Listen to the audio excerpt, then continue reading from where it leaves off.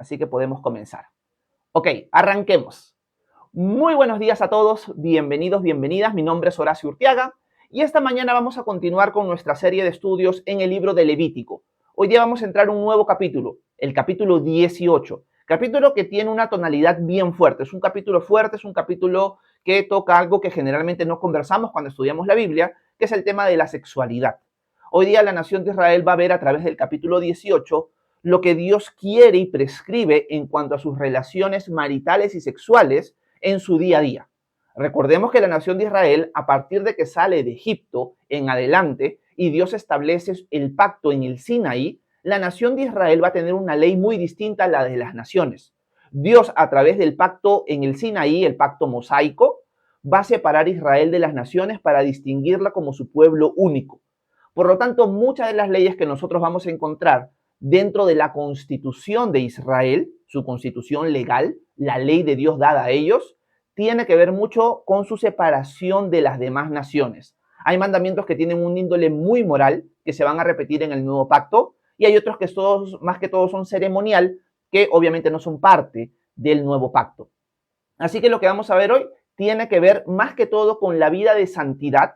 Cuando hablamos de santidad nos estamos refiriendo a una vida apartada como nación exclusiva para Dios en cuanto a la sexualidad. Recordemos que en los primeros 16 capítulos de Levítico hemos visto cómo la nación de Israel se tiene que acercar a Dios, cómo lo tiene que adorar. Pero a partir del capítulo 17 ya el enfoque cambia. Cambia en cómo la nación de Israel se tiene que mantener en la presencia de Dios. Una vida apartada para Él, una vida de santidad. ¿Qué hemos visto en el capítulo 17? Que la adoración única y exclusiva es para Yahweh, es para el Dios de Israel. No tienen que poner altares donde se les da la gana. Si van a adorar a Dios, tiene que ser en el lugar que Él ha prescrito. No pueden adorar a otros dioses ni sacrificar a otros dioses, porque ellos ahora sirven al Señor Jehová, al Señor Yahweh, su Dios. Por lo tanto, ya han hecho un pacto con Él. Él es su Dios y ellos son su pueblo. Y por lo tanto, ahora la adoración es exclusiva para Él. Punto 1. Punto 2 que vimos en el capítulo 17, el tema de la sangre. Hemos visto cómo la nación de Israel tiene que tratar con los temas de sangre. La sangre es un elemento que Dios les dio a Israel en el antiguo pacto como un medio de encontrar purificación, encontrar perdón por medio de los sacrificios, ya que la sangre va a ser derramada en el altar. Okay, muchas gracias por los regalos. Por lo tanto, ahora ya no pasamos al tema de la adoración de otros dioses, ya no pasamos al tema de la sangre, sino ahora nos vamos al tema de las relaciones íntimas y qué relaciones están prohibidas dentro de Israel. Y esto se va a desarrollar en todo el capítulo 18. Luego en el capítulo 20 vamos a ver las penas cuando uno viola este tipo de mandamientos y vamos a ver que hay consecuencias graves si uno desobedece a Dios en ese sentido. Así que dicho esto, entremos al texto como tal y veamos cómo Dios introduce estos mandamientos de índole sexual a la nación de Israel. Vayamos al versículo 1 del capítulo 18 de Levítico y leamos lo siguiente. Versículo 1. El Señor habló con Moisés y le dijo: habla con los hijos de Israel y diles: yo soy el Señor, su Dios. No hagan ustedes lo que hacen los egipcios, en cuyo país vivieron. Tampoco hagan lo que hacen los cananeos, a cuyo país yo los conduzco. No sigan sus estatutos. Más bien, pongan en práctica mis ordenanzas y cumplan con mis estatutos. Síganlos. Yo soy el Señor, su Dios. Por lo tanto, obedezcan mis estatutos y mis ordenanzas. Todo el que los cumpla vivirá por ellos. Yo soy el Señor, su Dios, podríamos agregar aquí. Bueno, el Señor empieza dirigiéndose a Moisés para con la nación de Israel. Recordemos que Moisés es el mediador del pacto. Por lo tanto, el mandamiento comienza enfatizando la autoridad que Dios tiene sobre su pueblo, sobre Israel. Yo soy el Señor, su Dios. Para un israelita del tiempo de Moisés, del tiempo de Jesús, del antiguo pacto, era claro que estos mandamientos estaban todos entrelazados. O sea, ellos no van a ver la ley como las leyes, como mandamientos sueltos. Un mandamiento por aquí, un mandamiento es más importante que otro. No, ellos van a ver que todo este es el cúmulo de mandamientos que Dios le ha prescrito a Israel en su conjunto. No hay unos más importantes que otros. Todos son parte de la misma ley. Por eso, cuando vemos los 10 mandamientos, que mucha gente equivocadamente los separa de la ley, vemos el mismo tipo de lenguaje que Dios está utilizando aquí. O sea, podríamos decir que cuando Dios da los 10 mandamientos o las 10 palabras, como se les conoce, no está diciendo estos son únicos e inigualables y los demás no. Cuando Dios comienza dando los 10 mandamientos, se refiere a su autoridad de la misma manera que lo hace aquí. Y quiero ponerlas en pantalla como lo hace en Éxodo 20, en el versículo 2. Dice, yo soy el Señor su Dios. Yo te saqué de la tierra de Egipto, donde vivías como esclavo. Si se dan cuenta, nuevamente enfatiza, yo soy el Señor tu Dios. Y así el Señor va constantemente a utilizar esta frase para mostrar su autoridad. Yo soy el Señor tu Dios que te sacó de la tierra de Egipto, por lo tanto me tienes que obedecer porque has entrado en un pacto conmigo. Por lo tanto, para Israel, la obediencia no era opcional.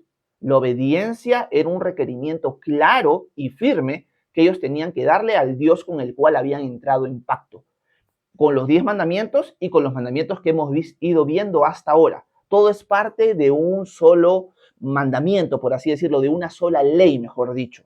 Y es algo que tenemos que tener presente. No podemos separar la ley de Dios en distintas partes. Todos son parte de una sola ley. Y Dios siempre le enfatiza utilizando esta palabra clave. Yo soy el Señor, tu Dios. Aquí el Señor ya va soltando algunos detalles importantes de a lo que se va a referir con los mandamientos que vienen en los siguientes versículos. Porque les dice, miren, ustedes son una nación apartada para mí. Ustedes no van a tener que seguir los estatutos, los mandamientos que ustedes vieron que los egipcios tenían. Ni tampoco van a tener que obedecer ni practicar los mandamientos y estatutos que van a practicar o que practican los cananeos, la tierra que yo les voy a entregar. Recordemos que la nación de Israel todavía no ha llegado a la tierra de Canaán. La tierra de Canaán es la tierra prometida. Ellos están en el Sinaí, van a estar en el desierto y luego van a entrar a la tierra de Canaán. Como vimos en nuestros estudios en Hebreos, ellos no van a poder entrar a la tierra de Canaán hasta después de 40 años, por su incredulidad. Por lo tanto, el Señor está haciendo una distinción. Ustedes son mi pueblo y ustedes se van a diferenciar de las prácticas de los egipcios y de las prácticas de los cananeos. De las prácticas que ustedes han tenido a su alrededor y han convivido con ellas, quizás hasta prácticas que ustedes han asimilado, ya no las van a poder poner en marcha, ni tampoco prácticas de la tierra que yo les voy a dar por herencia. Ustedes van a ver prácticas de los cananeos y ustedes las van a evitar, porque ustedes son mi pueblo y no deben vivir bajo sus estatutos, sino bajo mis estatutos, dice el Señor. Y todo lo que va a girar alrededor de los siguientes versículos va a ser en cuanto a la sexualidad de la nación de Israel. Las naciones de alrededor, su sexualidad, su moral, su cultura era muy, pero muy desastrosa a la luz de la voluntad de Dios. Por lo tanto, Dios quiere distinguirlos claramente en estos aspectos. Podríamos agregar lo siguiente también. Dios está interesado en nuestra sexualidad. Dios no ve la sexualidad como algo sucio, no ve la sexualidad como algo en lo cual Él no quiere intervenir, sino Dios quiere formar parte de la sexualidad de su pueblo y quiere ordenarla. Por lo tanto, Dios va a ordenar la sexualidad de Israel en distintos aspectos. Una cosa práctica que nosotros podríamos ver para comenzar este pequeño devocional es la siguiente. Dios cuando da su ley, cuando da sus mandamientos, no lo hace simplemente por su autoridad. No simplemente Dios dice, yo te mando esto porque a mí se me da la gana, obedéceme y punto. Siempre cuando vemos los mandamientos de Dios, tenemos que recordar que Dios lo da para proteger a su pueblo, para evitar que su pueblo sufra por los desórdenes que han aprendido de las naciones paganas, de las naciones que no buscan a Dios. Por lo tanto, siempre los mandamientos de Dios van a tener un sentido inicial de protección. Yo te mando esto porque te amo. Yo te mando esto porque sé que si tú lo desobedeces, vas a terminar mal, vas a sufrir. Por lo tanto, yo te lo doy como una barrera de protección y también como una señal de mi amor, porque yo sé lo que te conviene y lo que no te conviene. Por lo tanto, los mandamientos de Dios siempre debemos verlos así, no como mandamientos dados autoritariamente, porque a Dios se le da la gana y punto, sino porque detrás de estos mandamientos siempre hay una intención de bendecir al pueblo, de conducirlo para bien, de buscar siempre su bienestar. Esa es la idea de los mandamientos cuando Dios lo da a su pueblo en el transcurso de toda la historia de la humanidad. Pero esto no lo separa de la autoridad de Dios. Si tú eres parte del pueblo de Dios, para ti no es opcional obedecer. Para ti es un requerimiento. Tú debes obedecer, porque el Señor es tu Dios. Por lo tanto, si el Señor es tu Dios, tú deberías obedecer. La obediencia no es opcional. Por eso Jesús, cuando estuvo aquí en la tierra, le va a decir a sus discípulos, si ustedes me aman, obedecerán mis mandamientos, refiriéndose a los mandamientos que le ha dado, sobre todo el de amar al prójimo como a uno mismo y a Dios sobre todas las cosas. Por lo tanto, la obediencia siempre está ligada a nuestra lealtad, a nuestro amor a Dios. No es opcional. Que eso quede muy claro para nosotros esta mañana. Y es más, Jesús en algunos momentos va a utilizar parábolas de la importancia de la obediencia en cuanto a los hijos de su pueblo. Recordemos, a la luz de Hebreos que estamos estudiando los lunes, que nosotros somos su casa, nosotros somos su familia. Por lo tanto, la familia, la casa, vive en obediencia a la autoridad de la casa. ¿Quién es la autoridad de la casa? ¿Quién está sobre la casa? Jesús. Por lo tanto, Jesús va a hablar acerca de estos hijos que de la boca para afuera dicen obedecer, pero realmente no lo hacen. En cambio, hijos que en medio de sus fallas buscan obedecer al Señor al final del día. Y que eso es lo que el Señor desea de su pueblo. Hijos obedientes. Y quiero ponerles en pantalla una parábola que Jesús toca con respecto a esta temática. Quiero ponerlas por aquí y miren lo que Jesús le dice a sus oyentes. Versículo 28 del capítulo 21 de Mateo. Jesús les preguntó, ¿qué les parece? Un hombre tenía 2 hijos y se acercó al primero y le pidió, hijo, ve hoy a trabajar en mi viña. El primero le respondió, no quiero, pero después se arrepintió y fue. Luego se acercó al otro hijo y le pidió lo mismo. Este le respondió, sí, señor, ya voy, pero no fue. ¿Cuál de los 2 hijos hizo la voluntad de su padre? Ellos respondieron, el primero. Entonces Jesús les dijo, de cierto les digo que los cobradores de impuestos y las rameras les llevan la delantera hacia el reino de Dios. Porque Juan se acercó a ustedes para encaminarlos en la justicia y no le creyeron, mientras que los cobradores de impuestos y las rameras sí les creyeron. Pero ustedes, aunque vieron esto, no se arrepintieron ni le creyeron. Si nos ponemos en las sandalias de los religiosos de la época, Jesús les habla durísimo. Jesús les está diciendo, las prostitutas, las rameras, les llevan las delanteras a ustedes, que se creen santos, que se creen limpios, que se creen obedientes, que se creen hijos del reino. Ustedes no le llevan la delantera a las rameras les llevan la delantera a ustedes. Que les quede clarísimo, dice Jesús. Ustedes son como ese hijo que dice, sí señor, ya voy, y al final no va, no obedece. En cambio, los cobradores de impuestos y las rameras sí les llevan la delantera. Porque ellos son como los hijos que al principio han dicho no, pero ahora dicen sí voy y lo hacen. Por lo tanto, el Señor está mostrando claramente que lo que le importa es la obediencia de su pueblo. Los religiosos tenían una apariencia muy piadosa, pero su corazón estaba lejos de Dios. No lo obedecían. En cambio, personas que eran despreciadas por la sociedad, personas imperfectas, personas moralmente cuestionables, cuando llega el momento creen en Jesús y en medio de sus debilidades, sus tropiezos, deciden con toda su fuerza seguirlo. Esos son los hijos que al final obedecen. Ellos le llevan la delantera al reino a los religiosos. Por lo tanto, tenemos que preguntarnos si soy de los religiosos como los fariseos, que tengo apariencia de piedad, que voy a la iglesia todos los domingos, pero que a la hora de la hora no obedezco. O si soy como de los cobradores de impuestos y las rameras, que quizás moralmente he tenido un pasado desastroso. No soy el mejor cristiano del mundo, pero busco, en medio de mis debilidades, obedecer a mi Dios, que me amó y se entregó a sí mismo por mí. Yo le llevo la delantera a estos hipócritas, a estos religiosos, que realmente no son parte del reino de Dios, porque yo estoy buscando obedecer a mi Dios. Si yo lo amo, voy a obedecer sus mandamientos. La nación de Israel tiene que entender eso. Él es el Señor su Dios, Él es el que los sacó de Egipto. Por lo tanto, a partir de ahora, ustedes me deben obedecer, porque yo soy la autoridad. Así tenemos que ver a nuestro Dios. Él es la autoridad. No es que lo obedezco cuando se me da la gana. Yo lo obedezco siempre y eso debo buscarlo. En medio de mis caídas, en medio de mis fallas, yo debo buscar obedecer al Señor. Adicionalmente a esto, nosotros podemos ver lo siguiente también, que el Señor le dice a la nación de Israel, si ustedes obedecen mis estatutos, obedecen mis mandamientos, vivirán. Esa frase vivirán es una frase importante para Israel. ¿Por qué? Porque Dios le está diciendo a Israel, mira, si ustedes obedecen mis mandamientos, si ustedes obedecen mis estatutos, primero van a entrar a la tierra prometida y van a tener una vida próspera, una vida abundante, una vida bendecida por mí en la tierra que yo les voy a dar, que yo le prometí a Abraham, Isaac y Jacob. Por lo tanto, si ustedes me obedecen, van a experimentar una vida plena. Yo quiero darles esa vida plena, yo quiero que vivan. Pero si ustedes no me obedecen, no van a vivir. Ustedes van a ser expulsados de la tierra prometida, no van a entrar o hasta van a morir en el desierto por desobedecer mis mandamientos. Han dicho de la boca para afuera que yo soy su Dios, pero realmente no. Por lo tanto, no van a entrar en mi reposo, como vimos en Hebreos. Así que Dios le está dejando claro, si ustedes me obedecen, si ustedes reconocen mi autoridad, van a vivir, van a tener una vida abundante, bendecida, van a entrar a la tierra prometida. Y eso es lo que yo quiero darles a ustedes. Pero recuerden que tienen un pasado en Egipto y tienen un futuro en Canaán.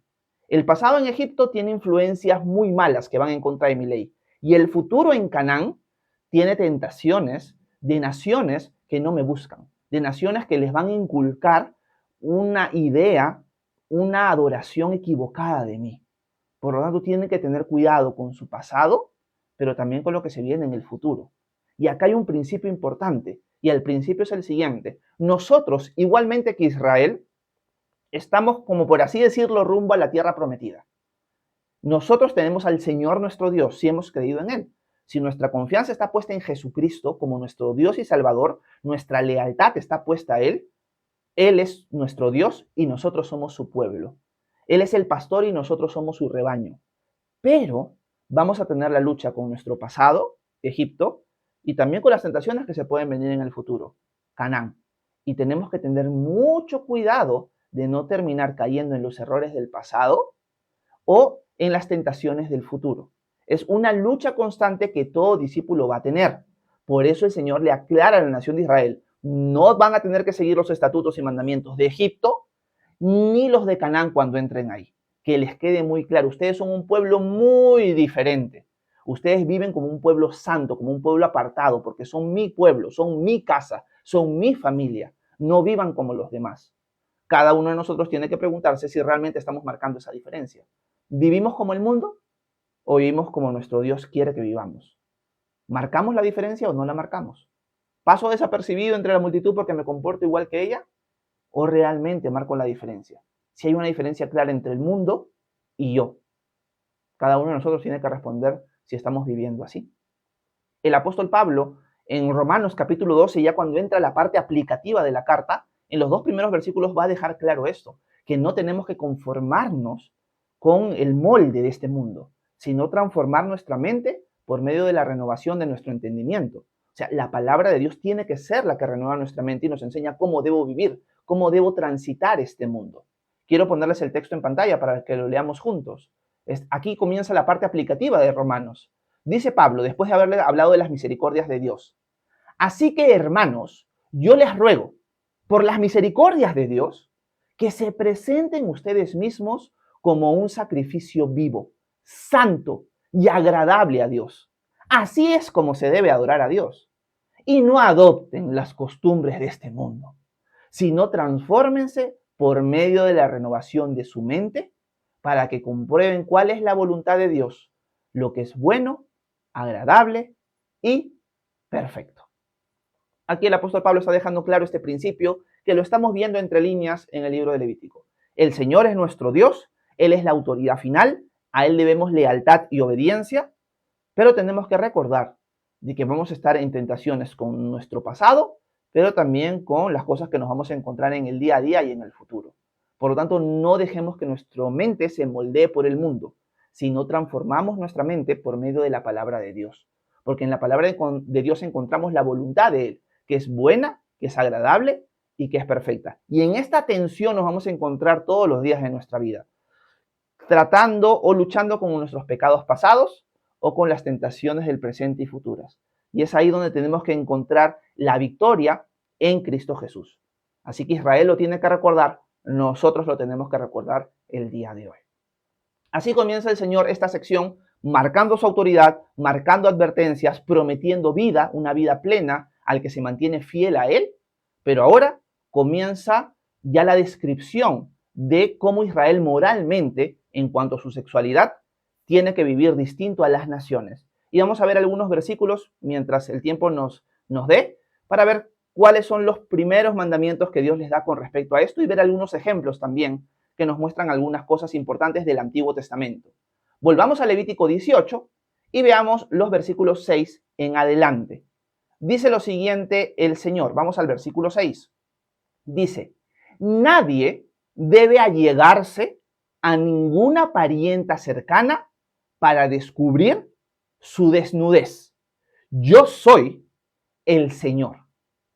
Nos detenemos en este versículo porque hay cosas que explicar para poder entender los versículos 7 hasta el 18 sobre todo. El Señor está diciendo, nadie debe allegarse a su parienta o su pariente cercano ni descubrir su desnudez, porque van a caer en un error, van a caer en inmoralidad, van a desobedecerme. Por si acaso les recuerdo, yo soy el Señor su Dios. Eso es lo que el Señor está diciendo. Y aquí tendríamos que responder algunas preguntas. Vamos a volver a poner el texto en pantalla. Primero, ¿qué significa que nadie debe allegarse a ninguna pariente cercana para descubrir su desnudez? Es un lenguaje que no usamos nosotros. ¿Qué quiere decir el Señor con esto? Lo que el Señor quiere decir en pocas palabras es que tú no debes tener relaciones íntimas, relaciones sexuales con una parienta, con un pariente cercano. Vamos a ver en el transcurso de los versículos que se va a referir principalmente a parientes cercanos de primer orden y de segundo orden, ¿ok? Hermanos, padres, madres, etcétera, etcétera, ¿ok? Y también tío, tía y hermanastro, hermanastra. La nación de Israel no se va a poder mezclar entre estos roles, entre estas categorías familiares dentro de la nación de Israel. Van a tenerlo prohibido. Cuando habla de descubrir la desnudez, se está refiriendo principalmente a la relación sexual. Es por eso que cuando uno lee estos pasajes y llega a entender el contexto, surgen algunas preguntas del Antiguo Testamento.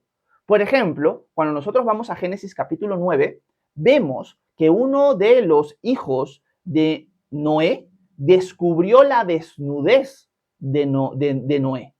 Y tú dices, en ese contexto, el autor de Génesis, que es Moisés, el mismo que está escribiendo Levítico, ¿se estaba refiriendo a una inmoralidad sexual o se estaba refiriendo a otra cosa? Si ustedes no conocen el texto, se los pongo en pantalla para que vean cómo tratamos de ver cuál es el significado bíblico a la luz de otros textos bíblicos. Miren, esto sucede después del diluvio. Dice que cuando Cam, que es el hijo de Noé, padre de Canaán, vio la desnudez de su padre, se lo dijo a sus dos hermanos que estaban afuera. Hay algunos intérpretes bíblicos que van a decir de que Cam abusó sexualmente de Noé. Otros van a decir, no, eso es demasiado fuerte. No creo que el texto diga eso, simplemente lo vio desnudo. Y eso fue una falta de respeto y por eso le cae una maldición a su hijo y a su generación. Por eso es que los cananeos son los descendientes de Cam, de Canaán. Los cananeos son, en buena cuenta, malditos a la luz de lo que sucede con Noé. Por lo tanto, algunos van a pensar de que si en Levítico 18 se habla de descubrir la desnudez como un lenguaje de relaciones sexuales, lo que pasó con Noé y Cam fue exactamente lo mismo. Y otros van a decir que es exagerado. Pero para que vean cuáles son las distintas interpretaciones a la luz de los distintos contextos, porque el autor fue Moisés. Otra cosa adicional, lo que estamos viendo aquí también nos está informando algo importante, algo que estoy tratando de discutir mucho con algunas personas en TikTok, sobre todo personas que todavía quieren guardar la ley. Si el Señor aquí está prohibiéndole a la nación de Israel que se mezcle con parientes cercanos, esto querría decir de que antes de este momento Dios no lo había prohibido. Por eso es que los egipcios, por eso es que los cananeos sí lo practican. O sea, para ellos esto no está fuera de la norma, es lo normal. Para ellos que un esposo se case luego con su nieta, que se case con su hija y cosas similares es normal dentro de estas culturas. Para la nación de Israel eso va a cambiar radicalmente. Pero sobre todo lo vemos en una familia que nosotros ya conocemos muy bien, que es la familia de Abraham. Abraham estaba casado con Sara. Si ustedes conocen Génesis, Sara era familiar de Abraham. Sara, ¿qué era de Abraham? Era su media hermana. Dios va a prohibir aquí que la nación de Israel se mezcle con hermanastras, con medias hermanas. No lo van a poder hacer. ¿Esto qué nos muestra? nos muestra que Abraham no conocía estos mandamientos, que esto es algo exclusivo a partir de ahora para la nación de Israel.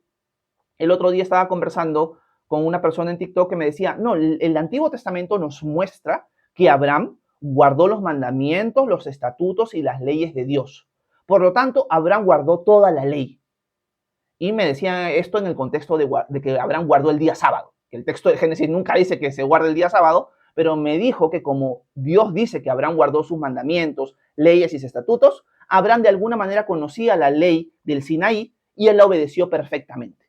Bueno, ya sabemos que no. Si alguien te sale con esto, ten claro de que Dios va a prohibir en Levítico 18 el matrimonio entre parientes cercanos y Abraham sí se casó con su media hermana y no fue algo que lo hizo por desobediencia a Dios, era parte de su cultura. Dios a partir de ahora para con Israel va a prohibir estas cosas. Porque recordemos que la nación de Israel no se va a poder mezclar con gentiles, con los que están alrededor, se van a casar entre ellos prácticamente. Y por lo tanto Dios va a restringir mucho cuáles son los roles, cuáles son las uniones que están permitidas y que no están permitidas dentro de esta pequeña nación, la nación de Israel con sus distintas tribus. Así que Dios va a frenar ciertas prácticas, ciertas cosas que la vamos a ir desarrollando el día de mañana. Quiero ver cómo voy en tiempo, creo que ya volé en tiempo nuevamente, así que hasta ahí lo vamos a dejar. Podría agregar lo siguiente, que el día de mañana vamos a ver que las naciones que están alrededor tienen prácticas que a la luz de lo que vamos a leer en Levítico 18 nos vamos a quedar pero infartados.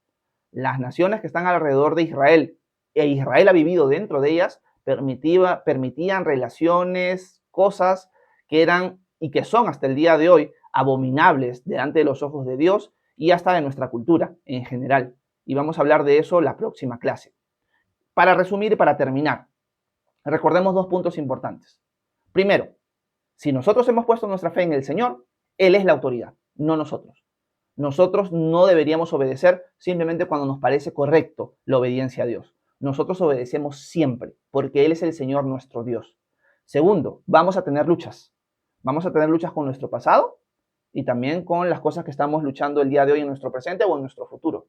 Por lo tanto, tenemos que recordar que la nación de Israel tenía esas mismas luchas. Muchos de ellos fallaron. Que esto no suceda con nosotros. Aprendamos de su mal ejemplo de ellos muchas veces para no imitarlo. Por lo tanto, mantengamos siempre el principio de no dejar que el mundo moldee nuestra mente, sino que lo que moldee nuestra mente sea la palabra de Dios. Dicho esto, espero que este pequeño devocional haya sido de edificación para ustedes. Recién nos estamos adentrando en este capítulo, lo que se viene en los versículos siguientes es algo fuerte, pero espero que dentro de todo haya sido de edificación. Y si tienen alguna pregunta de lo que hemos visto hasta ahora o de alguna cosa sobre Dios, el cristianismo, la Biblia, déjenmela en la sección de comentarios que con gusto en el transcurso del live voy a intentar responder sus inquietudes. Muchas gracias por su atención. Que Dios los bendiga a cada uno de ustedes. Bueno, gracias por haberme prestado atención en este pequeño espacio de tiempo. Quería avanzar un poco más, pero creo que con lo que hemos avanzado estamos bien. Así que hemos visto dos principios importantes. La autoridad del Señor y también la lucha que vamos a tener con nuestro pasado, con nuestro presente y nuestro futuro. Va a ser una guerra porque estamos transitando por un mundo que le da la espalda a Dios. Así que ya el día de mañana entraremos ya a los detalles minuciosos de las prohibiciones que Dios va a dar con respecto a casarse con la hermana, con la hermanastra, con el padre, con la madre, con el hijo. Y vamos a ver algunos ejemplos del Antiguo Testamento donde los patriarcas, sobre todo, cayeron en estos errores. Así que gracias y bueno, ahora sí, vamos al tiempo de preguntas y respuestas. Para los que no me conocen, mi nombre es Horacio Urtiaga y del lunes a viernes a las 9 a.m. hora Perú estamos leyendo juntos la Biblia. Los días lunes leemos Hebreos y de martes a viernes estamos estudiando el libro más olvidado del Antiguo Testamento, el libro de Levítico. Y estamos para el capítulo 18, como han podido ver, así que mañana continuaremos y así estamos avanzando todos los días. Hoy estamos ya 9:44 de la mañana en mi país, hora Perú, siendo 23 de junio del 2026, estamos en vivo y en directo, así que estoy para servirlos respondiendo sus inquietudes. Así que voy a subir en los comentarios, ya saben que una de las formas en la cual me pueden apoyar es dándole tap a la pantalla varias veces, porque así permiten que el algoritmo de TikTok alcance a más personas, también pueden compartir el live y eso me ayuda un montón, y otra vez me pueden apoyar a través de los corazoncitos quieren. Si me puedes apoyar con un corazoncito quiéreme, te lo agradecería un montón. Gracias a todos los que me han apoyado en el transcurso del live. Muchas gracias por su apoyo a mi familia y a mi persona. Cumplimos la meta el día de hoy, así que chévere. Y bueno, ahora sí, vamos a subir, leer sus preguntas, comentarios. Les comento que mi esposa ha salido con mi hija a hacer compras, así que lo más probable es que tengamos un poquito más de tiempo para responder preguntas. Así que vamos a ver. Déjenme ver por aquí. ¿Dónde me quedé? Ya había saludado a Brian, a Mary. Aquí está el momento cuando no pude abrir el cofre. Walter dice, nunca atrapa monedas. Cuando usted dice está vacío, yo lo abro aún hay. Qué raro. Lo que pasa es que hay un delay, hay un retraso, hay cosas que yo digo y aparecen después de un tiempo. Gracias, Melanie. Un abrazote, Melanie, hasta Ecuador. Déjenme ver por aquí. Quiero saludar a Henry Fisher hasta Lima. ¿Cómo está, Henry? Buenos días. Vamos a ver por aquí. Tenemos a Tabita. ¿Cómo estás, Tabita? Bienvenida. Dice, ¿es pecado guardar el sábado? Muy buena pregunta, Tabita. No es pecado guardar el sábado. Uno puede guardar el sábado, primero por distintas cosas. Vamos a poner el punto en el cual alguien dice, bueno, es que lo que pasa es que yo considero que a la luz del antiguo pacto, el pacto que Dios estableció con Israel, Dios sí quería que se descansara un día quizás para honrarlo, pero un día de descanso, porque apuntaba al séptimo día de la creación donde Dios reposó y santificó ese día. Por lo tanto, yo quiero también descansar en ese día. ¿Sería pecado hacerlo? La respuesta es no, Tabita. No sería pecado hacerlo. ¿Cuándo ya se cae en un error garrafal, en un error pecaminoso? Cuando tú piensas lo siguiente, como yo guardo el sábado, como yo descanso en sábado, yo soy mejor cristiano o cristiana que el resto. Yo sí estoy obedeciendo a Dios, los demás no. Eso ya sería un error pecaminoso. Otro error pecaminoso, y este ya sería un error que te lleva a la perdición, es el siguiente. Yo estoy guardando el sábado porque así obtengo la salvación. Piensas que tu salvación depende de guardar el sábado. Por lo tanto, estarías creyendo en una salvación que es por obra y no una salvación que es por sola fe o por sola lealtad en Cristo. Por lo tanto, sí, nosotros debemos obedecer, como hemos visto hoy, pero obedecemos porque ya tenemos al Señor nuestro Dios, no al revés. Por lo tanto, un error que sí lleva a la perdición es pensar que la salvación es por guardar el día sábado. Así que si tú deseas guardarlo porque te parece un buen principio y lo quieres hacer, no hay ningún problema, no es pecado. Mientras no consideres que porque tú lo haces eres mejor cristiana que el resto, y también mientras entiendas que la salvación no es por guardar el día sábado, sino por tu lealtad puesta en el Dios vivo y verdadero. Así que eso es lo que te podría decir, Tabita. Gracias por tu pregunta. Déjenme ver. User dice, le responde a Tabita, yo guardo Shabbat, pero por fe, porque no fui judía si no creí en él por fe. No estoy segura a qué se refiere. Bueno, de todas maneras, Tabita, ya sabes la respuesta que te di. Quiero saludar a Elizabeth. ¿Cómo estás, Elizabeth? Bienvenida, buenos días. Por aquí tenemos Artesanía Guamaní. ¿Cómo estás, hermana? Bienvenida. Gracias por estar con nosotros. Por aquí me responde amén. Quiero saludar a Josías hasta Florida. ¿Cómo estás, Josías? Dice, pastor, una pregunta. Nosotros ya nacemos con pecado. Y si sí, ¿Jesús vivió en un cuerpo pecaminoso? Ok, entiendo tu pregunta. La pregunta de Josías es la siguiente. Pastor, ¿nosotros ya nacemos con un cuerpo con pecado? Y si la respuesta es sí, ¿Jesús vivió en un cuerpo pecaminoso? Buena pregunta, Josías. La respuesta es no. Nosotros no nacemos con un cuerpo pecaminoso. Nosotros nacemos con un cuerpo que Dios ha creado y lo que Dios ha creado es bueno. Pero nosotros hemos nacido en una condición mortal, una condición débil, la podríamos llamar así. Nosotros obtuvimos la mortalidad cuando fuimos expulsados del jardín del Edén. En el jardín del Edén, nosotros estábamos en una condición de inmortalidad, principalmente porque teníamos el fruto del árbol de la vida ahí. Cuando Adán y Eva son expulsados del jardín del Edén, entran en un estado de decadencia, entran en un estado de mortalidad. Por lo tanto, todos los descendientes de Adán y Eva, esto es nosotros, nacemos en esa misma condición, con un cuerpo débil. Al tener ese cuerpo débil, somos propensos, somos inclinados a pecar. Por lo tanto, somos pecadores en potencia. O sea, vamos a caer en pecado sí o sí, de alguna manera u otra, por nuestra misma condición débil, mortal, con la cual venimos al mundo, que hemos traído desde Adán. Adán engendrado a todos sus hijos con esta naturaleza mortal, con esta naturaleza débil, no pecaminosa, pero una naturaleza que es propicia para pecar, que es propensa al pecado. Por lo tanto, todos nosotros somos pecadores, porque todos nosotros hemos pecado. No nacemos pecadores, pero nacemos propensos al pecado y por lo tanto terminamos pecando. Somos pecadores. Esa es la idea, Josías. Por lo tanto, Jesús, cuando él se hace hombre y nace por medio de la Virgen María, Jesús nace débil también, con una naturaleza débil, con una naturaleza mortal, no con una naturaleza pecaminosa, si no Jesús hubiera sido pecador. Él tiene exactamente la misma naturaleza que nosotros, mortal, débil. Así se hizo hombre, con la misma naturaleza que nosotros. Por eso es que él pudo morir en la cruz. Por lo tanto, Jesús no nace pecador, sino nace con una naturaleza débil. Y aquí está la cuestión, que como él es verdaderamente Dios y verdaderamente hombre, puede experimentar las tentaciones, las debilidades de esta naturaleza débil, pero al mismo tiempo es Dios. Por lo tanto, vence las tentaciones con el poder que él tiene. Así que él, en efecto, va a ser tentado en el desierto. Porque alguien podría decir, ¿cuál es el chiste? Si Jesús no puede pecar, ¿cómo es que fue tentado en el desierto por Satanás? Si al final no puede pecar, si es Dios, porque Dios no peca. Bueno, porque Jesús obtuvo la misma naturaleza que nosotros. Entonces, él como Dios, el poder de su divinidad va a superar las debilidades, pero aún las tiene en su humanidad. Por eso es que él puede ser tentado, Josías. Entonces nosotros no nacemos con un cuerpo pecaminoso, nacemos con un cuerpo débil, con un cuerpo inclinado hacia el pecado, hacia el mal, pero no malo y pecaminoso en sí mismo. Eso es lo que te podría decir, querido Josías. Gracias por tu pregunta. Por acá Ileana dice, ya congelaron los regalitos. Sí, Ileana. Oye, por más que dije la fecha, por más que dije la hora, igual pasó ayer.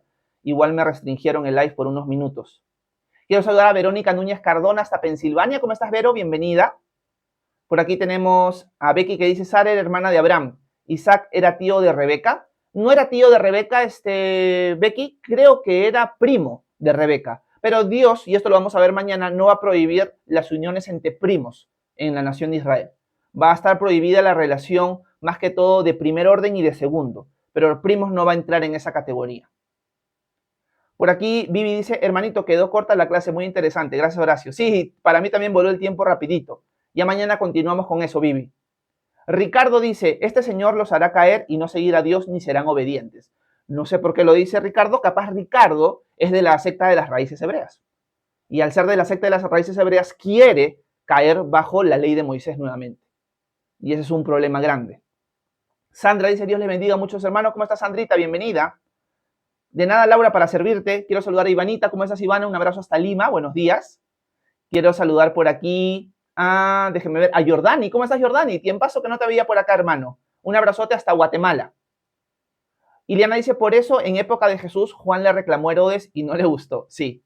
Obviamente, en el caso de Herodes e Ileana, hay un problema más grande. ¿Por qué? Porque Herodes Antipas no es que su hermano había fallecido y se había casado con la esposa de su hermano. Que eso también está prohibido en Israel, por si acaso. Pero no, en buena cuenta le quitó la esposa al hermano. O sea, y esto es un tema mucho más grave de lo que vamos a ver en Levítico. Aquí ya estamos hablando de inmoralidad sexual, pero a un punto que la ley pedía pena de muerte, por ejemplo. No es adulterio. No es que una persona se casó con la esposa de su hermano fallecido. No, Felipe, el hermano de Herodes Antipas, estaba vivo y le quitó a la esposa. Por lo tanto, el pecado de Herodes Antipas era gravísimo. Merecía la pena de muerte bajo la ley. Gracias, Iliana. Por aquí Marisol me pregunta, ¿en qué parte está que podemos comer cerdo o marisco? Gracias, Marisol. Nosotros hemos estudiado Levítico capítulo 11. Te animo, Marisol, a revisar capaz en YouTube los estudios que hicimos en Levítico capítulo 11. Y cuando nosotros vemos Levítico capítulo 11, vemos que la nación de Israel, bajo la ley del antiguo pacto, la ley dada por Dios en el Sinaí, tenían prohibidos comer distintos animales. Cerdo, conejo, cuy, camello, mariscos y cosas similares. Vemos que cuando nosotros retrocedemos antes de la ley dada en el Sinaí, los israelitas, los gentiles en general, la creación en general, los seres humanos en general podían comer de todo. ¿Dónde encontramos esto? Lo encontramos en Génesis capítulo 9, cuando Dios hace un pacto con Noé y con su generación. Y Dios le dice a Noé y a compañía que ustedes pueden comer de todo. Lo que Dios le prohíbe es comer la sangre. Por lo tanto, tenemos el pacto con Noé, pueden comer de todo. El pacto con Moisés y la nación de Israel, no pueden comer de todo. Pueden comer ciertas cosas, porque la nación de Israel tiene que distinguirse de las demás naciones que están alrededor. Ese es el propósito principal o uno de los propósitos principales de esta ley, separar a Israel de las naciones. Si seguimos avanzando y llegamos al nuevo pacto, en el que nos encontramos en Cristo Jesús, la distinción entre Israel y las naciones ya se terminó. Ahora en Cristo todos somos uno. Israel sigue siendo Israel, las naciones siguen siendo naciones, pero esta separación que Dios estaba buscando entre Israel y las naciones se terminó.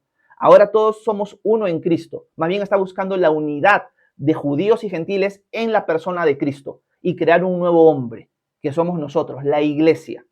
Por lo tanto, muchos mandamientos del antiguo pacto que buscaban la distinción entre Israel y las naciones se terminaron.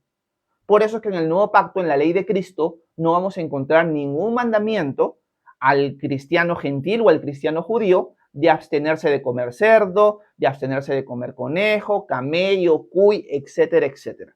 No tenemos un mandamiento dado por Dios en el nuevo pacto que marque estas distinciones. El gentil se puede juntar con el judío y comer y pasar un tiempo de comunión como hermanos, porque ahora son uno en Cristo. Ya no hay una división entre que el judío no puede comer una cosa porque el gentil sí la come. Ya no hay eso. Por lo tanto, vamos a encontrar pasajes como Romanos capítulo 14, Marisol, donde vamos a ver que Pablo dice, el reino de Dios no es comida ni bebida, sino justicia, paz, amor en el Espíritu Santo. El apóstol Pablo va a dejar claro, estas distinciones se acabaron en Cristo. El apóstol Pablo también en los Colosenses va a dejar claro de que estos mandamientos de días, de comidas, de festividades eran sombra, pero la realidad es Cristo.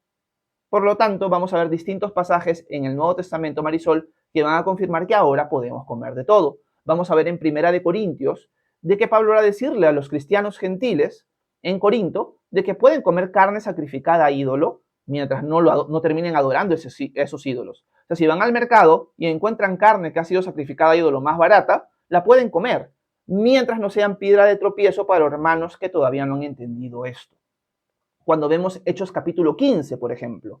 Hechos capítulo 15 trata el tema de las discusiones entre judíos y gentiles cristianos.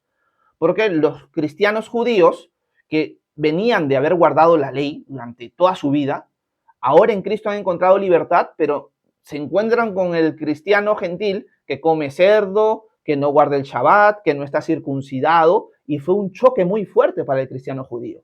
Por lo tanto, en Hechos capítulo 15, Santiago y compañía le piden a la iglesia en general, sobre todo gentil, que por amor a sus hermanos judíos se abstengan de ciertas cosas.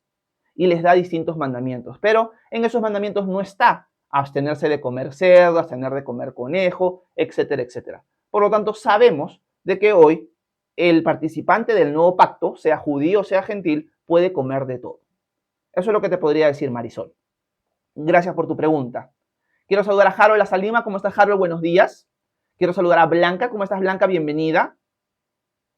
Por aquí, Blanca dice, ¿por qué es Levítico olvidado? Gracias, Blanca, porque es un libro que muchos hermanos en la fe del día de hoy no le encuentran mucho aprendizaje a las palabras de Levítico. Porque vas a ver puro sacrificio, vas a ver sangre por aquí, sangre por allá, altar por aquí, tabernáculo por allá, vas a ver las fiestas del día de la expiación, vas a ver todo el tema que estamos leyendo hoy, vas a ver distintas cosas que el cristiano contemporáneo no le encuentra valor, pero hay mucho valor. Es más, ese es el primer libro que se les enseñaba a los judíos desde pequeños. Por lo tanto, el libro de Levítico tiene mucho que enseñarnos a nosotros en cuanto al carácter de Dios, en cuanto a la ley de Dios dada en el Antiguo Testamento, y entra principios morales y principios que nos apuntan a Cristo en sombra y que nosotros ahora conocemos la realidad. Así que, más que todo es por eso, Blanca, porque es un libro en el cual muchos no le encuentran sentido, lo ven tedioso de enseñar también, entonces por eso lo dejan de lado. Es difícil encontrar iglesias donde se esté enseñando Levítico. Gracias, Blanca. Ivana dice, si ves mi pregunta, ¿qué son guerras espirituales? Gracias, Ivana. Guerras espirituales va a tener un contexto amplio dentro de la iglesia evangélica. hay algunas iglesias evangélicas que van a utilizar la palabra guerras espirituales para enseñar doctrinas, enseñanzas que no tienen nada que ver con el texto bíblico. O sea, hay exageraciones, hay extremos dentro de esta frase. La frase bíblica guerra espiritual tiene que ver con esta batalla que nosotros tenemos contra seres espirituales. O sea, nuestra lucha, diría el apóstol Pablo en Efesios capítulo 6, no es contra carne y sangre, sino contra principados, contra potestades, contra huestes espirituales de maldad en las regiones celestes. El apóstol Pablo dice, estos conflictos que tú tienes con personas no son con personas. Hay seres espirituales detrás que están buscando hacer que te alejes de Dios, hacer que peques, hacer que otros te ataquen, que otros te ofendan, etcétera, etcétera. Por lo tanto, vamos a encontrar una realidad en nuestro día a día. Hay un mundo espiritual detrás que no vemos, un mundo invisible que busca nuestra destrucción. Eso es una guerra espiritual en general, querida Ivana. Y tú puedes encontrar cómo vencer esta batalla espiritual diaria en Efesios capítulo 6, donde el apóstol Pablo da el tema de la armadura de Dios, algo con lo cual tenemos que estar vestidos todos los días de nuestra vida para estos enfrentamientos espirituales, que es un enfrentamiento en verdad de vivir en justicia. Si yo vivo en justicia, yo predico el evangelio, yo digo la verdad, yo no sé qué otra palabra usar, yo mantengo firme mi confianza en el Señor, yo conozco bien la palabra del Señor, yo uso la palabra de Dios para edificarme, para discernir las cosas que están pasando, voy a vencer la guerra espiritual. La Biblia nunca va a enseñarte, Ivana, de que si sientes que estás en una guerra espiritual por A o B motivos, tienes que estar peleándote en un cuarto, en una habitación con el demonio. Te reprendo, Satanás, te reprendo, espíritu de la gripe, te reprendo, espíritu de la tentación. La Biblia no enseña eso. Entonces, guerra espiritual tal cual la vas a poder encontrar detallada en Efesios capítulo 6. Y los detalles son muy cortos. Así que con lo que tenemos es lo que tenemos que andar. Gracias, Ivana. Quiero saludar a nuestro querido Wences. Un abrazo, Wences, hasta Lima. Bienvenido, hermano. Por aquí, Expresión Artística dice, buen día, ¿cómo estás? Buenos días. Otaner, ¿cómo estás, hermano? Buenos días. Dice, pastor, ¿por qué Dios solo se comunicaba con los profetas? ¿Porque no les hablaba a todo el pueblo? Gracias, Otaner, buena pregunta. Principalmente porque la nación de Israel rechaza esto en Éxodo capítulo 20. Si tú lees el pasaje donde Dios se comunica con Israel y le da las 10 palabras, los 10 mandamientos, vas a encontrar que la nación de Israel dice, no, suficiente. Moisés, tú habla con Dios y que Él te comunique las cosas y tú las comunicas a nosotros. Nosotros escuchar a Dios no lo queremos. Tenemos miedo de que simplemente por escucharlo vamos a morir.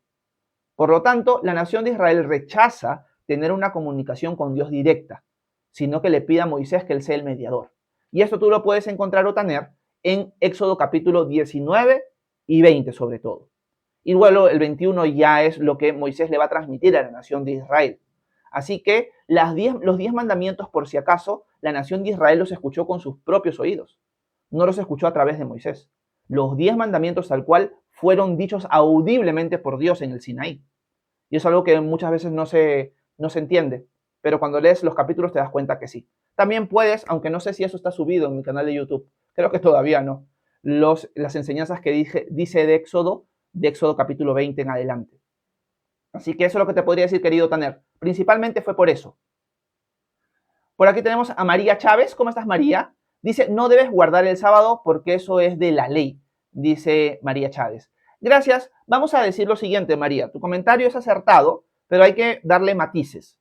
Cuando nosotros hablamos que no estamos bajo la ley, nos estamos refiriendo a la ley de Dios dada específicamente a la nación de Israel en el Sinaí. Nos estamos refiriendo a la ley conocida bíblicamente como la ley de Moisés. El autor es Dios, pero esta ley fue para la nación de Israel en el antiguo pacto. Nosotros tenemos ley, porque a veces cuando se escucha esto, en grupos que todavía quieren guardar la ley de Moisés, la ley del Sinaí, van a decir, ustedes no viven sin ley. La ley es de Dios. Por lo tanto, nosotros sí tenemos ley, ustedes no tienen ley. Pero nosotros no enseñamos eso. Nosotros tenemos ley, pero es la ley de Dios dada a la iglesia que está en el nuevo pacto. Por lo tanto, nosotros tenemos ley también, pero es una ley distinta a la ley del antiguo pacto. Eso tiene que quedar bien claro. Así que nosotros no guardamos el sábado porque fue parte de la ley dada a Israel. no la ley dada a la iglesia. Eso es algo muy importante, ese matiz es importante. Gracias, María. Por aquí, expresión artística dice lo siguiente. ¿Cuándo es malo o pecado el mentir? Abraham mintió, Rahab mintió, yo también miento. ¿Cuándo es pecado? Gracias, expresión artística. Cuando la mentira rompe el mandamiento de amar al prójimo como a uno mismo.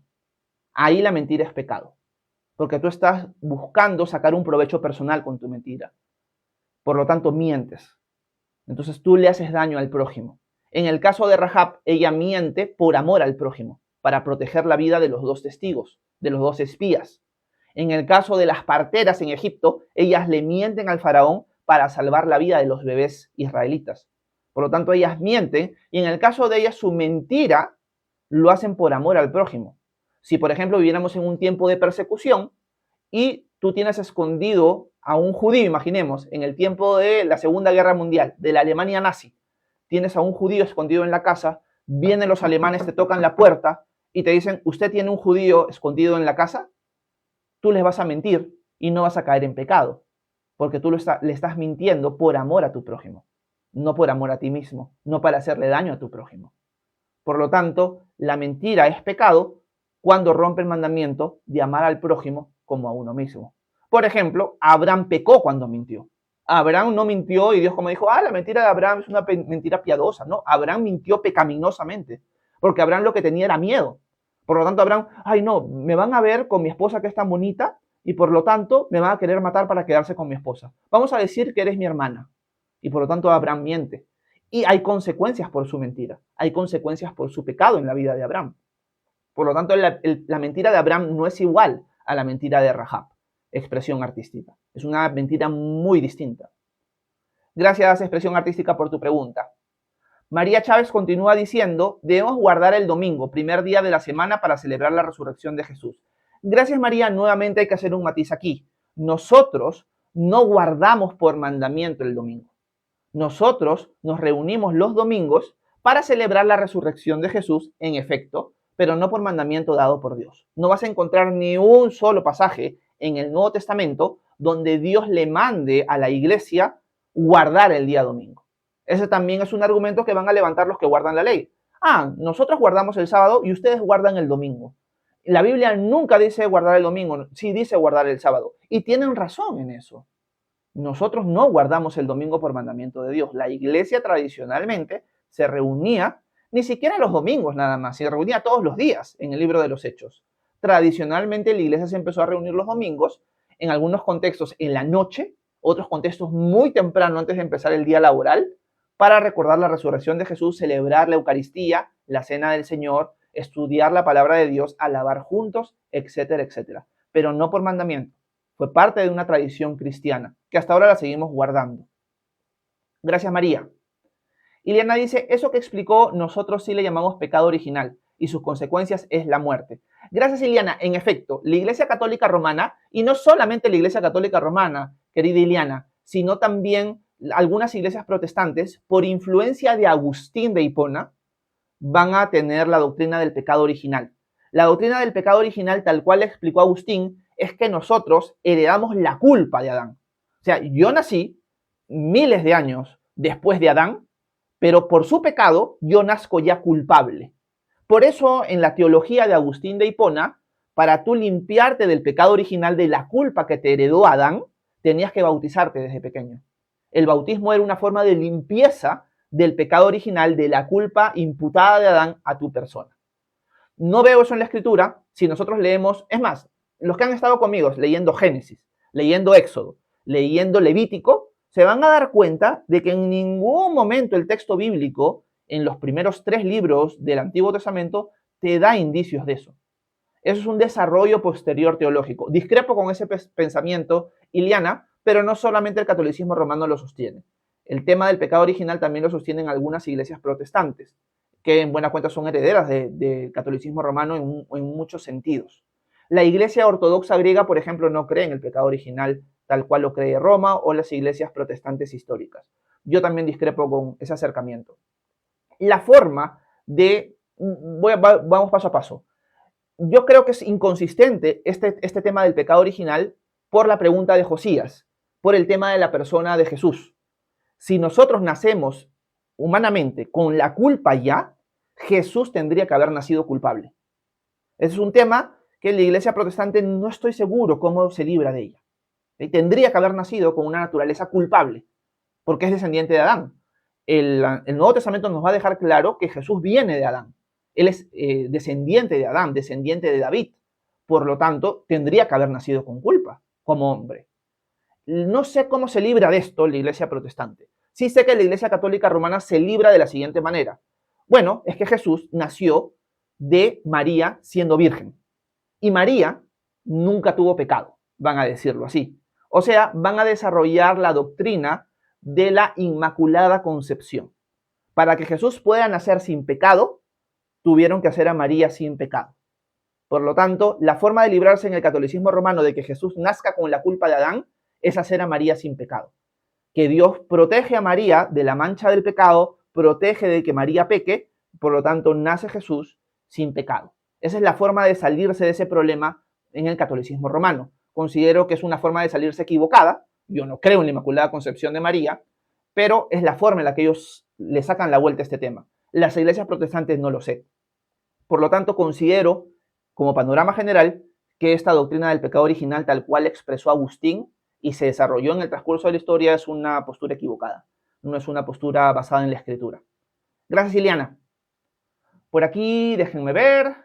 Ale, ¿cómo estás? Buenos días. Dice, excelente aplicación, hermano. Gracias. De nada, Ale. Por aquí tenemos a Tulipán. Dice, ¿los primos, hermanos, sí está prohibido, pastor? No. Los primos como tal no están prohibidos dentro del libro de Levítico. Esto ya lo vamos a empezar a desarrollar mañana. Voy a empezar a investigar un poco más porque hay cosas que no me quedan muy claros. Yo he enseñado antes Levítico y estas son preguntas que ahora ya conociendo más la palabra de Dios me vienen, que hace años atrás no me venían, ¿no? Porque hay una pregunta muy importante que va a surgir el día de mañana, que voy a tratar de desarrollar. Y es si todas estas prohibiciones del libro de Levítico en el tema de relaciones familiares, de parentesco, siguen prohibidas bajo el nuevo pacto. ¿Siguen o no siguen prohibidas? Vamos a ver que muchas de ellas sí, pero otras de ellas no tanto. Y la pregunta es cómo podemos diferenciar unas de otras. O todas sí quedan prohibidas o no. Por ejemplo, si un cristiano se casa con su tía, ¿sería pecado o no bajo el nuevo pacto? A la luz de Levítico 18, en el antiguo pacto sí. Esto se sigue manteniendo en el nuevo. Tenemos en la ley de Cristo mandamientos de esto. Esto va en contra de la moral dada por Dios que sobrepasa toda la ley. Son preguntas que vamos a tratar de resolver el día de mañana, Tulipán. Pero, para responder directamente a tu pregunta, los primos no están prohibidos. Las relaciones entre primos no están prohibidas dentro del Levítico. Capaz en nuestra cultura latina, no sé si en otras culturas también, yo supongo que la americana también, ¿no? Casarte entre primos debe ser algo que no es visto muy bien. Pero para Israel sí, entre primos no había ningún problema. Gracias, Tulipán. Iliana dice, Dios le reveló a Pedro una visión con los animales impuros y dijo que comiera, ¿no? No recuerdo dónde. Gracias, Iliana, sí, en efecto, en Hechos capítulo 10, Dios le revela a Pedro una visión que tiene que ver más que todo con la limpieza de los gentiles y le muestra la figura de animales inmundos según Levítico 11 y le dice, mata y come. Pedro dice, no, Señor, yo nunca he comido nada impuro. Y Dios le dice, lo que yo he limpiado, no lo llames impuro. Pero esta es una visión que Dios le da específicamente para marcar la diferencia entre judíos y gentiles. O sea, ya no hay diferencia. Y utiliza la figura de los alimentos. Esto es un argumento que se puede utilizar para el tema de que ya podemos comer de todo, pero no lo pondría como un argumento principal, sino como un argumento secundario. Porque muchos de las raíces hebreas van a decir, pero el tema aquí no es la comida. El tema aquí es la división entre judíos y gentiles. Y tienen razón. Pero de todas maneras, la forma en la que Dios le revela esta verdad de judíos y gentiles siendo uno en Cristo es por medio de cosas alimenticias. Para mostrarle también, ya este tema se terminó. Ya no es que tienes que abstenerse de comer cerdo, conejo, cuy, etcétera, etcétera.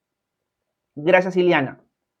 Vamos a seguir leyendo algunos comentarios más y preguntas. Hoy día sí tengo un poquito más de tiempo porque mi esposa salió de compras y todavía no viene. Déjenme ver si me ha escrito un ratito. Vamos a ver en mi WhatsApp. Quiero ver si me ha escrito algo. Porque a veces calcula que ya haya acabado el live. Ay, tengo el modo avión. Vamos a ver. Mientras se prende mi celular, vamos a seguir leyendo algunos comentarios más. A ver. Por aquí tenemos a Sandra que dice, ¿puedo preguntar por qué Jesús mandó o permitió que los demonios entraran a los cerdos en Mateo capítulo 8? Gracias, Sandra. Realmente, el punto principal por el cual Jesús permite esto es porque había un corazón muy avaricioso, muy envidioso, muy, no sé qué otra palabra usar, muy acaparador, capaz podríamos hacerlo, en los dueños de estos cerdos.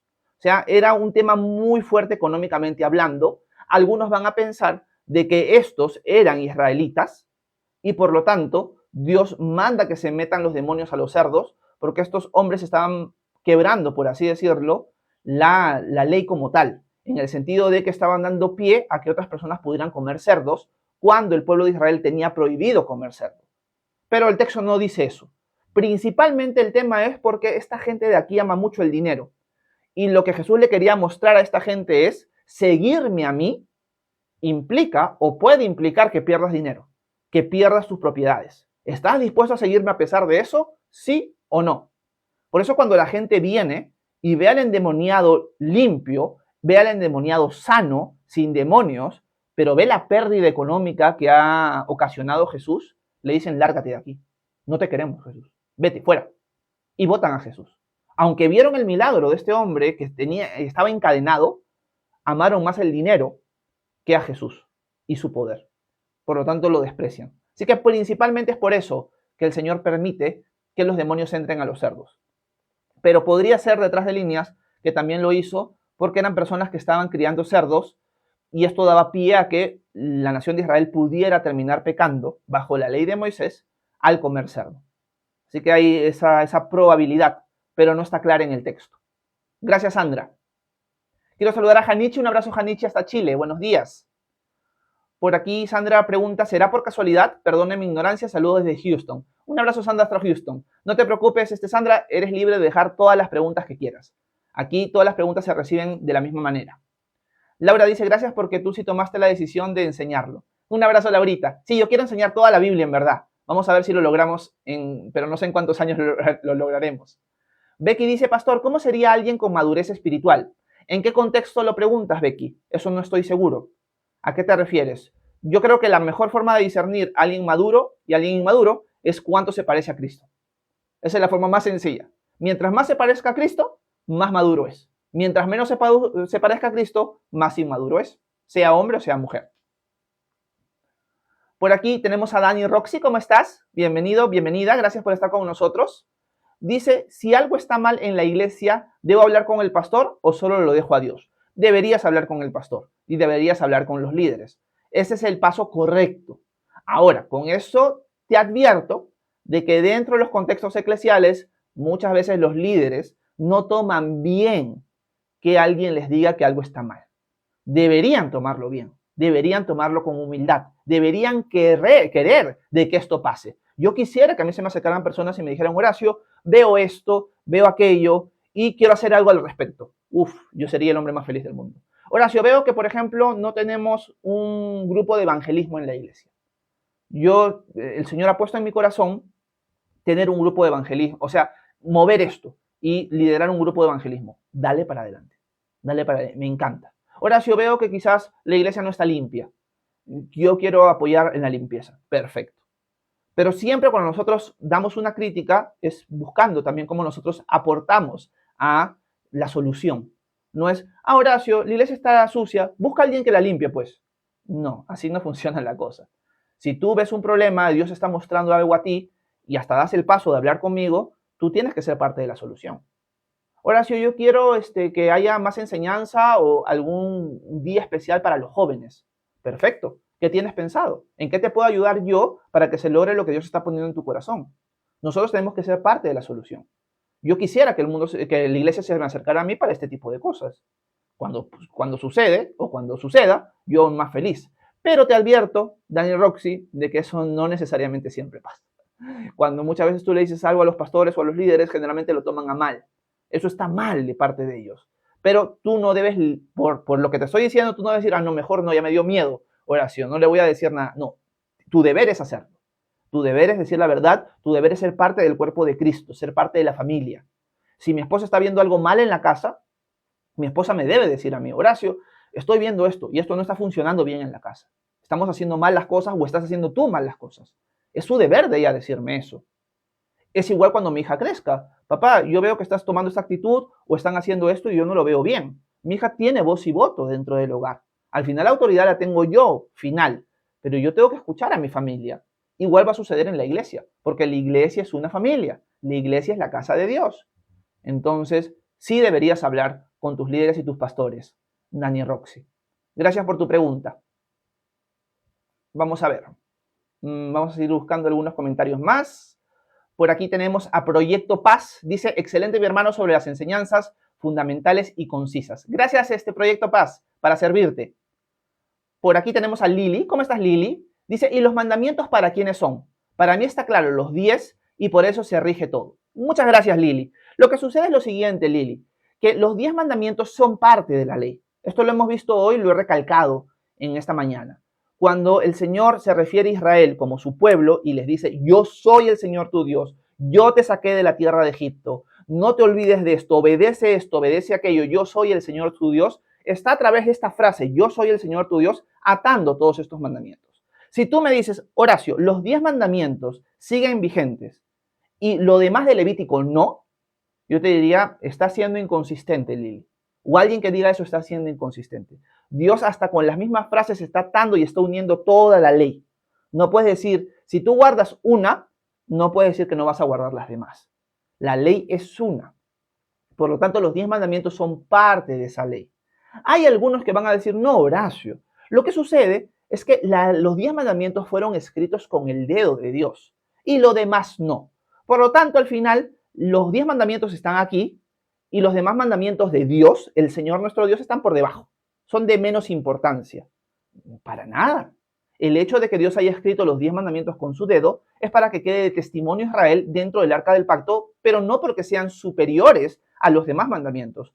Todos los mandamientos delante de Dios y delante del pueblo de Israel son iguales y necesitan la misma reverencia y la misma obediencia. No hay unos superiores que otros, por si acaso. Es más, cuando Jesús en el nuevo pacto, bueno, Jesús cuando está en medio de Israel, todavía están bajo el antiguo pacto, habla acerca de los mandamientos que son más importantes, no cita los 10 mandamientos. Cita mandamientos que están en Deuteronomio y en Levítico. No cita los 10 mandamientos. Amarás a Dios con todo tu corazón, con toda tu alma, con toda tu mente, con todas tus fuerzas, y amarás al prójimo como a ti mismo. Esos son los mandamientos más importantes. Y esos 2 mandamientos están puestos en Deuteronomio y en Levítico. No están puestos en los 10 mandamientos. Por lo tanto, los 10 mandamientos no los podemos separar del resto. Son parte de la ley de Moisés. Alguien podría objetar, Horacio, entonces podemos matar, podemos robar, podemos mentir, porque los 10 mandamientos fueron parte de la ley del antiguo pacto y ya no estamos bajo la ley del antiguo pacto. ¿Es correcto eso? ¿Puedo ahora matar? ¿Puedo hacer todo lo que quiera? ¿Ya no tengo que obedecerlos? La respuesta sería no, porque como dije anteriormente, estamos bajo la ley de Cristo dada en el nuevo pacto. Tú lees el Sermón del Monte, vas a leer las cartas apostólicas y vas a ver que nuevamente se repiten lo mismo. No robar, no matar, no mentir, y se van a repetir todos estos mandamientos. Pero adivina qué mandamiento no aparece por ningún lado. Guardar el día sábado. Por lo tanto, nosotros vamos a seguir teniendo claro que matar, robar, mentir está mal. Pero nosotros no vamos a guardar el día sábado porque era parte de la ley de Moisés. Por eso es que no vas a encontrar ni un solo mandamiento en las cartas apostólicas, desde Romanos hacia adelante, donde los apóstoles a las iglesias gentiles les digan, hey, por si acaso, como ustedes no conocen nada del Antiguo Testamento, recién están aprendiendo, tienen que guardar el día de reposo. Ni una sola vez. Tienen ustedes tarea ahí. Romanos en adelante no van a encontrar ni un solo mandamiento directo de los apóstoles a la iglesia en guardar el día sábado. Ni uno solo. Así que, uy, ya llegaron, ya llegaron. Mira que está. Buenos días, buenos días. Ya ahora sí me tengo que ir, ya llegó la policía. Llegó la policía. Ven, ven, hijita. Ven. Pasa para saludar. Ven. Llegó la policía, llegó la policía. Ay, guapita. Llegó la policía. Saluda a la gente. Saluda ahí. Hola, gente. Papá, ¿ya te terminaste? Ya voy a terminar, hijita. Es que lo que pasa... ¡Uy, mira!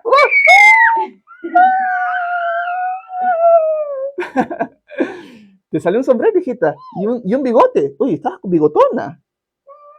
Ah, ya, no está bigotona. Bueno, mándales un besito a todos. Uy, mira. Tranquila, hijita. Tranquila, hijita, tranquila, hijita. Listo, ahora sí, despídete. Nos vemos el día de mañana, 9 a.m. hora Perú. Bye, bye. Chao, chao. Chao, chao. Chao. Bye, bye.